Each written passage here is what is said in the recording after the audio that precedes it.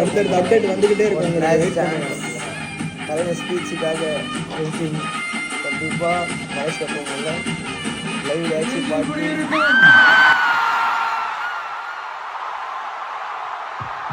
Malaysia மக்கள், Malaysia தமிழர்கள், உங்கள் அனைவருக்கும் என்னுடைய வணக்கம் வணக்கம் வணக்கம்.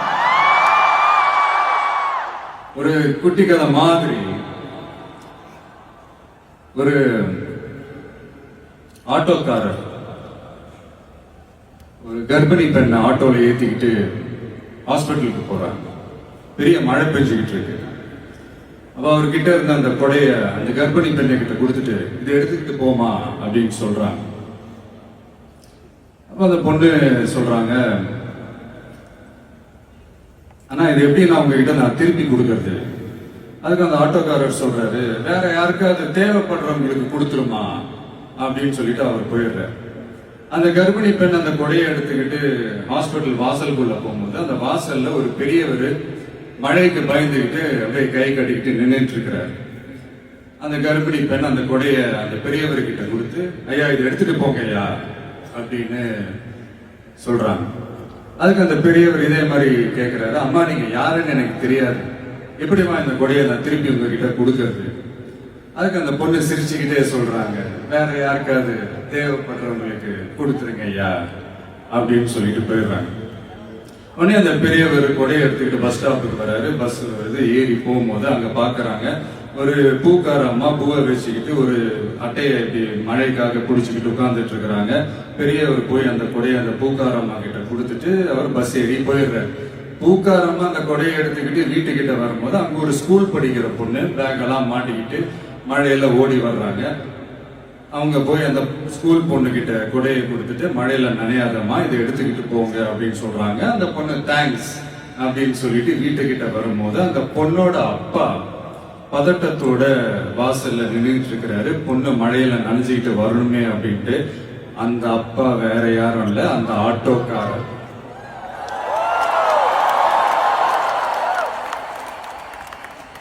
அந்த குடை அவர் கொடுத்த குடை. So the moral of the story is,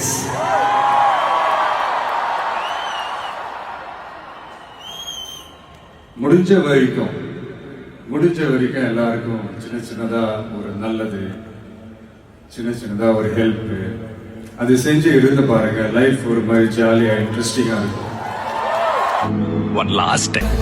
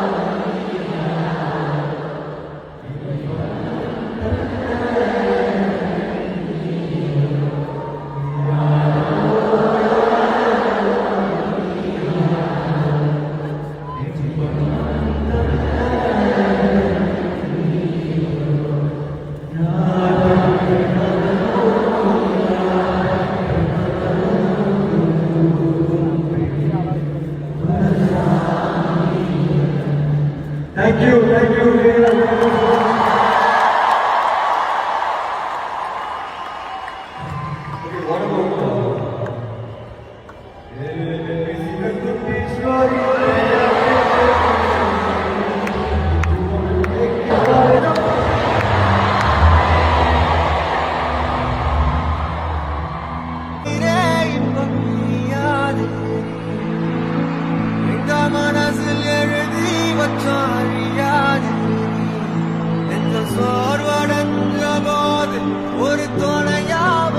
அது சொல்லாமா வேணாமான்னு தெரியல.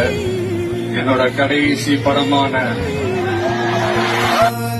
காற்று பிடிக்க கண்ணு ரெண்டு நீர் இறைக்க மீனலான கரை சேர்த்து போறேனே சாமி மேல வாரம் போட்டு வார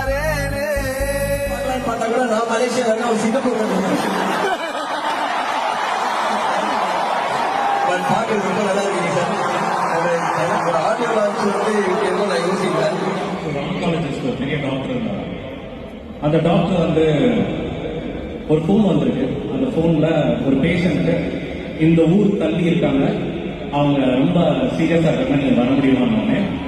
அவரு எப்படிப்பட்ட டாக்டர்னா ரொம்ப நல்ல காமா ஸ்மைலிங் ஃபேஸோட நம்ம 5 ரூபா டாக்டர் மாறான அறிவு வச்சுட்டாங்க.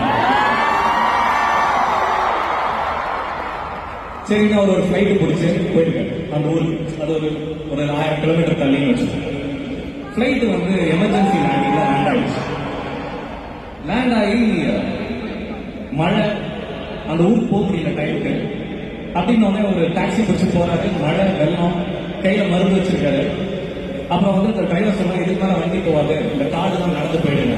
அந்த காட்டுல நிறைய டிஸ்டர்பன்ஸ் இருக்கும், ஏகப்பட்ட டிஸ்டர்பன்ஸ் இருக்கும். ஆனா அதை தாண்டியும் போனார். அந்த டாக்டர் போய் ஒரு கரை இருந்தது, அந்த கரையில ஒரு போட் இருந்தது. அந்த கரையை தாண்டினா அந்த ஊருக்கு போயிடலாம், அந்த ஹாஸ்பிட்டலுக்கு போயிடலாம்.